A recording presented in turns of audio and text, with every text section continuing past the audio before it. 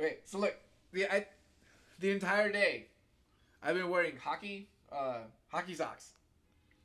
Shout out Meritron. Uh, Hockey socks and the Sunday vibes T-shirt. So I've been a walking contradiction. All right, man. Ready to sink this son of a bitch? Let's do it. Hey, welcome to Evolution for the Week 4 scores. First up, we have the San Jose Party Foulers against the Reservoir Dogs. Now, this score is 88 Party Foulers to the 59 Reservoir Dogs. The highest score for the Party Foulers is James White with 23 points. Reservoir Dogs has Robert Woods, 18 points, 5 receptions, 101 yards, and a touchdown. Up next, we have the Flying Graysons leading the San Francisco Shabooms, 103-66, with Andrew Luck being the highest scorer for the Flying Graysons with 464 yards and 4 touchdowns, with a tie between Brendan Cooks and Adam Thielen with 20 each, 7 receptions, 116 yards, and a touchdown for Cooks, and 8 receptions, 135 yards, and a touchdown for Thielen. Up next is C plus LMAO, 98 points versus the Cucamonga Crocodiles, who just came storming with 131 points. The high score for C plus, of course, everyone knows Kirk Cousins, but Melvin Gordon came through 25 points, 112 yards, and a reception touchdown. While the Cucamonga Crocodiles had Philip Rivers with 24 points and Alvin Kamara, who had 37 points, 134 yards, 3 touchdowns. It was just the Alvin Kamara show this Sunday. Huff and Puffs, the Hayward Huff and Puffs, are leading the South Hayward Alfredo Pollos 95-85, with Golden Tate as their highest scorer with 8 receptions, 132 yards, and 2 touchdowns. For the South Hayward Alfredo Pollos, Greg Kittle came in at 19 points with 6 receptions, 125 yards, and a touchdown. Now, both teams have at least 2 players to go Monday night. So, it's anyone's game. And perhaps this week's closest matchup is the 94th and Jaka Mopses with 116 against the Sack King Trolls with 125. Now, both teams are actually have all their players are pretty evenly, but the high score for the 94th and Jaka is Todd Gurley with 22 points, 83 yards, and reception touchdown. As for the Sack King Trolls, the one and only Ezekiel Elliott with 152 yards, but that is only his rushing. By the way, he had over 200 yards in all-purpose yards and a touchdown.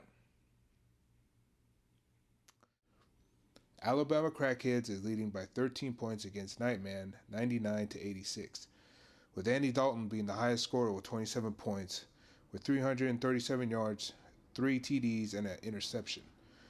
For the Nightman, John Brown came in at 19 points with 3 receptions, 116 yards, and a touchdown. Now for the Nightman, he has Philip Lindsay to still go Monday night. So he could win or he could lose by a point. We will see. We will see. Stick around for Monday night. That's right. All right, it's time for this week's best and worst. This week I got the good with Cooper Kupp, 9 receptions, 162, 3 touchdowns, win 30 points. Now, this came early on a Thursday night, but it stood true the entire week. As for the bad, we got running back from Miami, Kenyon Drake, with just 3 yards, which totaled 1 point. That was very bad. Helped nobody, really. And Miami got killed by the Patriots. They sure did. They got murdered. For this week's That Motherfucker That Helped Nobody, my choice is running back for the Cleveland Browns, Nick Chubb, who had 3 rushes for 105 yards. 2 of those were for touchdowns and 23 overall points. Up next is the tight end from Atlanta, Logan Paulson, who had 1 reception for 17 yards and 1 touchdown, giving him 7 points. And that motherfucker helped nobody. Nobody at all. Now it's time for All Over Your Bench. Who you got? I got my backup quarterback with 39 points, 465 yards and 5 touchdowns. That's right. Jared Goff had him on my bench, and he had 35 points all over that bench. All right. My choice this week is Corey Davis, wide receiver for Tennessee, who belongs to the 94th and Jaka Mob, who actually got 9 receptions for 161 yards and a touchdown for 24 points. And I bet you could have really used it, but again, all over your bench. Now, I also want to bring up Derek Carr because the Raiders have their quarterback.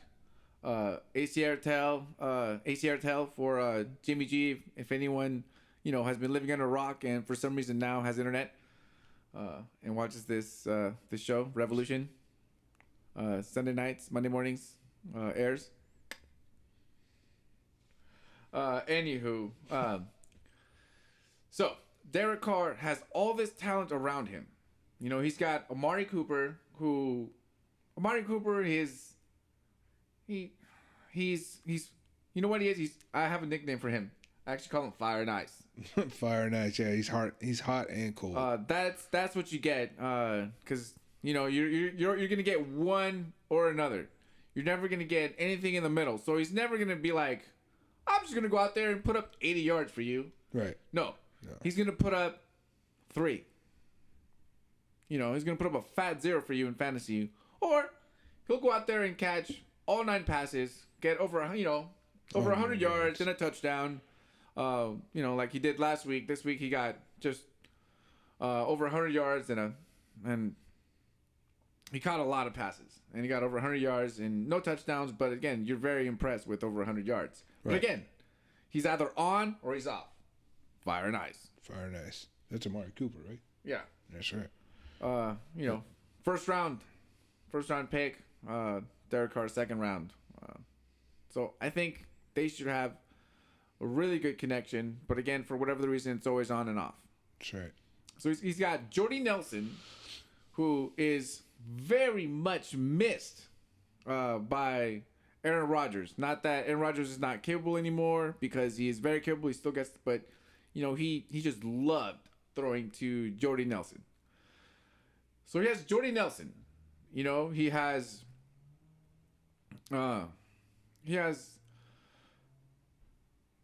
Jared Cook. Jared Cook. That's right. He has Jared Cook. And you know what? Jared Cook, let's go off on a big, huge tangent on Jared Cook.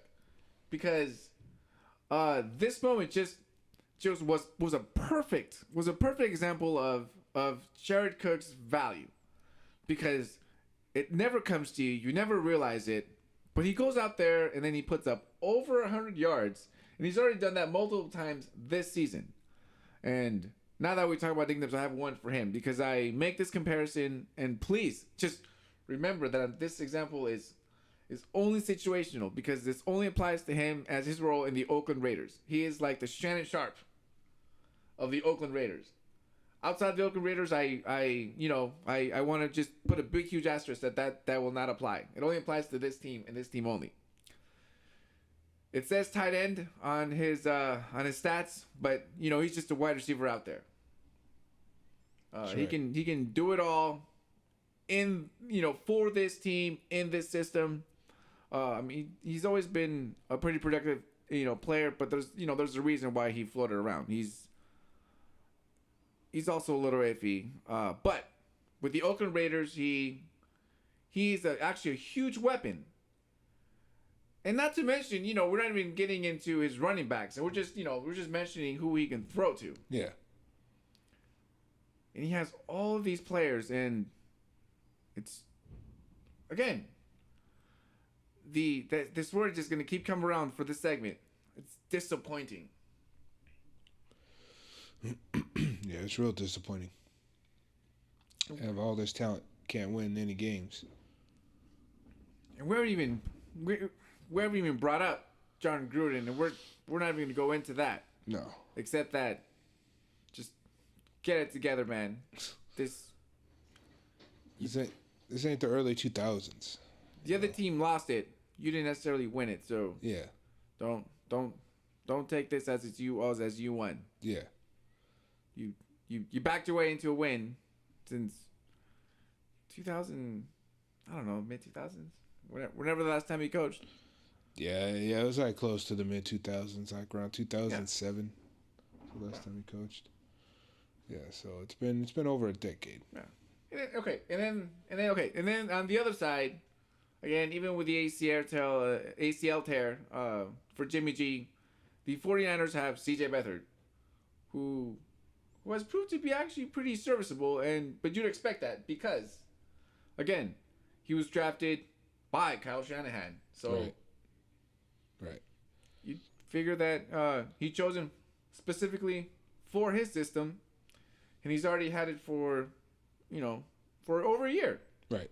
He's had it for a year plus, up until now. So he's had it for a year and 4 games, plus 8 preseason games. So he knows the system. It's just a matter of whether he can succeed, not succeed, but whether he can execute the system. And I think that he can execute it. I think he just needs to do better. Right. But again, I think for this example, we switch gears on the season because he has no weapons. As a matter of fact, who does he have as a weapon? Who do you consider a weapon in San Francisco? Any offensive weapon. Any offensive weapon? You know what? Okay, name his top 3 offensive weapons, and then we're gonna talk about them because I have a feeling that the names are gonna be. Well, you already know about Pierre Boy. Okay, Pierre Boy. Yeah, Pierre Garçon. Pierre Garçon has his weapon. We got Okay, let's talk about Pierre Garçon. How many? Now he was brought in, and he's being paid a lot of money. Anthony, please tell me how many touchdowns he has had for the San Francisco 49ers in his entire San Francisco career. 0 touchdowns, man. 0 touchdowns in his whole time here in San Francisco. He has had 0 touchdowns. It's terrible. I wasn't actually sure. I thought he had like maybe 1. So he had 0. Well, I'm thinking he has 0. I mean, I could be wrong. No, I think you're right. I think he has 0. I think you're right. 0. So he was brought in. Okay, granted he's hurt, but that should be more the reason. Yeah.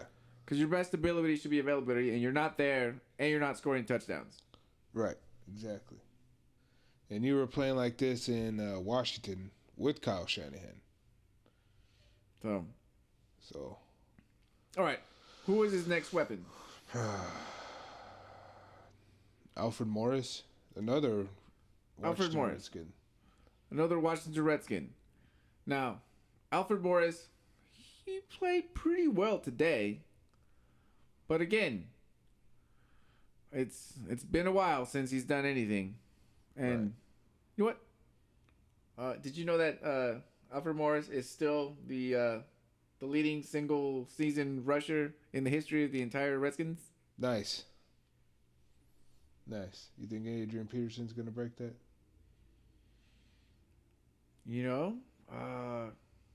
I think he could. And I think it would be outstanding for him to do it. Yeah. That would be cool. You know what? Let's take a quick bet. Not that he's going to do any of those records, but 1,000 yards? Up or down? For AP? For AP. 2018 season. I would have to Assuming say, he's healthy and plays. Right. Plays every Sunday. Yeah, I think he'll be up. You think he'll be over 1,000? Yeah, he'll be over 1,000. Because I think he'll be. I think he's gonna get. Okay, I think I'm gonna go under, but I think it's gonna be like 960. I think he might get close, and I think at the end they might try to do it for him. But I think he might just, and remember that he's over 30. Okay. All right. So yeah. So you give him low, but it's a low high. Yeah. It's a low high. Yeah, it's a low high. It's a low high in hopes that I'm wrong and that he does it. Right. Yeah. Okay. And then, now I'm gonna remind you that Alfred Morris is also he also got picked up this season, and he wasn't supposed to be. They were supposed to have Jerick McKinnon. Right. Jerick McKinnon is out for the season, ACL. Now he's got an ACL buddy. Hopefully, they can hang out, and I don't know, don't run together or anything. Right. Just work out that ACLs. Just hang out, Smoke some pot. Maybe throw a koosh ball around. That's nice and safe. Right. And then you can figure the coordination. And smoke a bong. Get healed up pretty good. Yeah.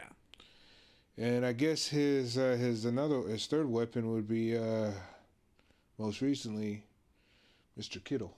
Mr. George Kittle. Mr. George Kittle. George Kittle.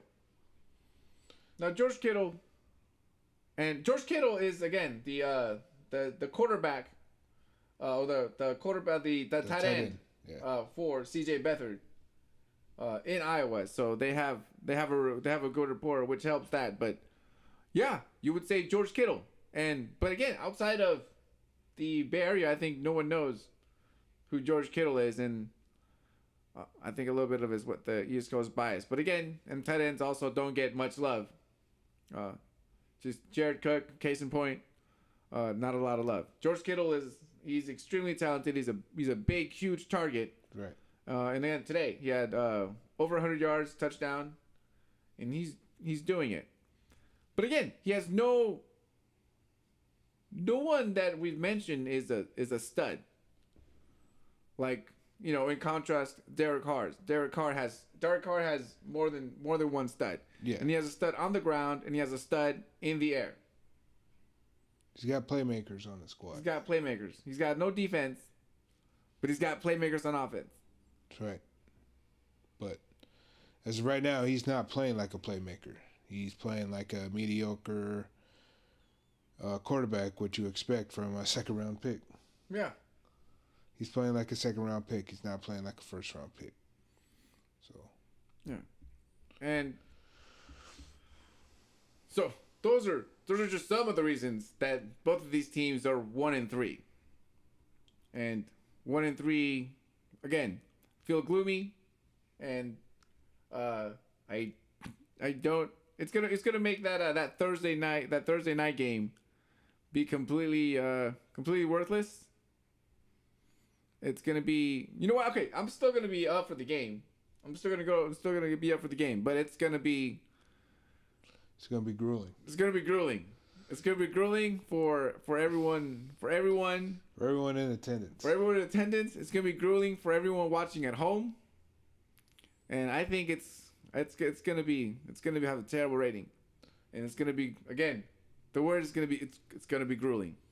I mean, you were wishing for the season to be over right now. Yeah. Which okay. Remember before the season even started, how everyone was really excited about this game, and we're like, well, it's gonna be one of two ways. Either both teams were gonna be really, really good, and this game it's gonna mean something, because first everyone was really upset that the game was on a Thursday night. Right. They're like, this game should not be on a Thursday night. Because, well, everyone knows Thursday night games suck. And if you're gonna make it on Thursday night, you might as well make it on Thanksgiving. Yeah, Thanksgiving night. But no, no, that's not what they did. So everyone was upset. But again, everyone's gonna be up for the game, and if you looked way back, not today, at StubHub, for this game, for the crappiest seats, you were gonna pay over $900. To go to this game. If you bought tickets then, you were a fool. Because now they are not $900. You can totally go to this game. Because instead of being the clash of the Bay Area Titans, it's going to be the clash of the Bay Area garbage. Bay Area trash. This is the trash bowl. It's going to be the trash bowl. You know what's gonna be more interesting? Just having like each city should just have like a barge of trash, and just have them just bump in the middle of the bay, and then just whichever one pushes it back. It's like we're playing what's that ice game where they're throwing the rock? Oh yeah, Curling. Curling. There you go. Just like pretend it's like curling, and it's just because that's what they're both teams are sending out their trash. So just some garbage ones, and have it nice and fenced in, so that we keep it green here in the Revolution. We keep it green. Right. So we have these two barges, and just just pound out there. Look, just. And then one of them is gonna like stay there, and the other one's just gonna go back, and whichever one goes back, that one loses. And that's how we should determine the real winner. Yeah. That would be a better Bay Area Bowl than this trash that we're gonna see on Thursday night. Horrible. And I will be in attendance. We will do a live show. Do not worry. There will be live. Okay. We will. All copyright laws will be respected. Yes. But there will be accounts. Yes, but I won't be there. But hopefully Gabe is able to stay in my place. Gabe will have a good time. Gabe will have a time. The co-owner of the Alfredo Pollos. Yes. All right. So Thursday night is gonna be trash. It's gonna be trash. Who knows who's gonna be there? Because I don't know. I think that they're gonna want to not go because they're gonna want to go. But then I think Raider fans will be like, well, this team is trash and they're moving, so do I really want to spend the money? And then, so who knows who's gonna show up? It's gonna be an interesting sea of people. That's right. But it's not gonna matter because it's gonna be the trash bowl. We should do the thing with barges. It's gonna be pretty shitty. All right, it's time for the Monday night preview. So this week, the Kansas City Chiefs are gonna visit the Denver Broncos. Now, Vegas has the Kansas City Chiefs even though they're on the road, they have them favored by 3.5 points. The over-under for this game is 54.5. Anthony, who you got? I got the Denver Broncos winning 36-30, so I'm taking the over. All right. Now, I have the Broncos also winning this game, but I have them winning 21-10. Now, I have them winning 21-10 because I think that this week, not that Patrick Mahomes. Not that he's going to necessarily fall down from grace or fall back down to earth. That's not necessarily what I'm saying because I still have some respect for his ability, even though I'm still not buying in all the way. We can have an entire show about that. The Revolution Mahomes edition. We might actually do that. But anyway, not that I'm not buying in yet. So I believe that he's finally gonna face a defensive line. I won't even give respect to the entire defense in Denver, but the defensive line on the road, that's gonna actually give him some trouble. So he's gonna face some actual, the actual defensive line that will get to his face. So in the first 3 weeks, he faced the Steelers, who, again, they're just going by name. They faced San Francisco. He faced San Diego, who shoots themselves in the foot. Mm-hmm. Let's not forget about what Los Angeles Chargers, LAC. I always think Clippers. They always shoot themselves in the foot. So you always got to remember that they face defenses that aren't necessarily good. Not that they're not challenging, but they're just okay. I take it back. Let's be blunt. They're not good. Yeah, they're not that tough. These defenses are not good. They had horrible secondaries, and Kareem Hunt is so talented that they have to account for him always. So, right. When he's making his reads, he's barely facing double coverage because the defense just isn't allowed to have enough guys to do that. Right. And the guys that he has are just so talented. But also talent. They also have off days. Tyreek Hill, he'll. I'm not saying he's gonna have a bad game, but he's been known to, on a rare occasion, I'll give him credit. A rare occasion, he'll give you nothing. So that could happen. They're on the road. They're in the altitude. Maybe Mahomes is gonna have a little And instead of throwing it 80 yards, he might throwing it, he's going to throw it 73, which, like that's not impressive. Right. So he's going to throw it 73 yards and, and instead of having to, outright sprint, his receiver, Tyreek Hill might have a chance to, turn around and, come back and catch it. But anyway, hey, long story short, I don't think that's gonna happen. I think that he's gonna have a little bit of trouble because of the defensive line.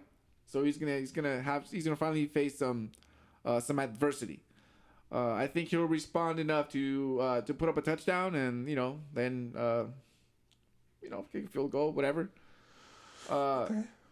And I got the Broncos putting up 21 because let's not forget the Kansas City Chiefs defense is terrible. Terrible. Absolutely terrible. They let everyone score on them, which is why they need all that talent on offense. Right. They're probably gonna finally spend some draft picks on some defense. Even though they're gonna be all, well, we're so good, whatever. I think it's only pick. I think they're gonna definitely be in the AFC Championship game. Oh, yeah? I think it's gonna be them and the Patriots. Oh, okay. Because you always gotta you can never say the Patriots won't be in the AFC Championship. That's true. They've been in it every year since I don't know. It's been pretty much them every year. Yeah. It's been them every year, and then for a while it was like San Diego randomly and the Patriots, so then the Patriots would always win. But you always assume that the Patriots, and you always give Tom Brady respect enough to say he's going to be in the AFC Championship game, and always in the talk for the Super Bowl. But the other team, I think this year will be the Kansas City Chiefs, purely on offense, because I think they will have less off games.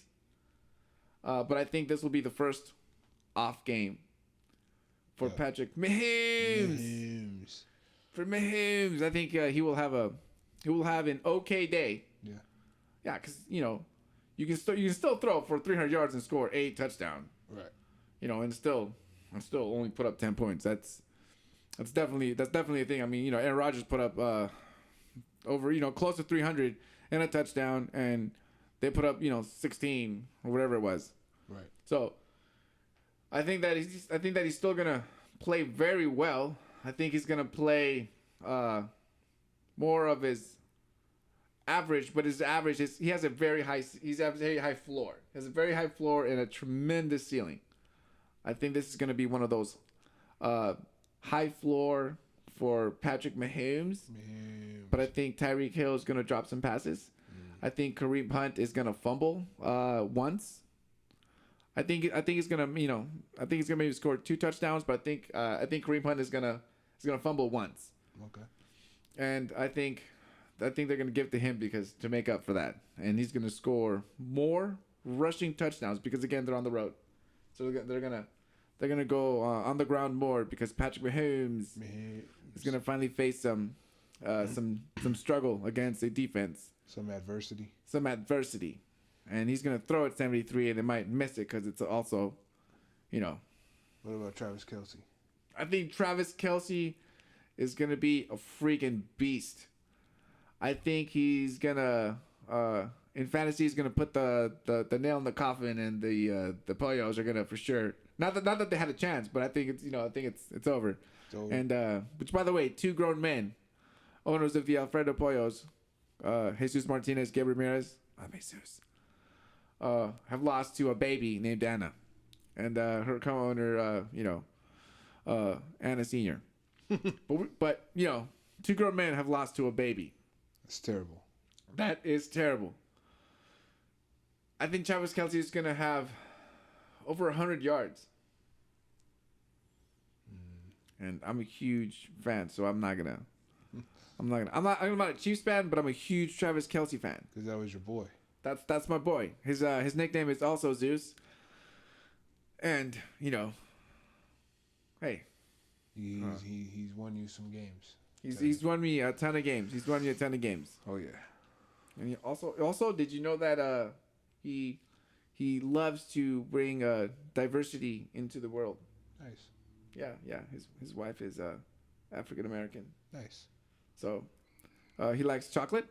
Oh yeah. And I've had chocolate, so we have that in common, and he's just he's the shit.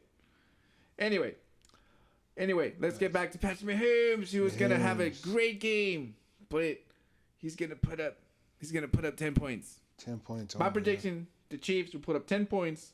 I'm going under. I'm going way under on the over under. I'm going way under. I'm going Denver, and okay.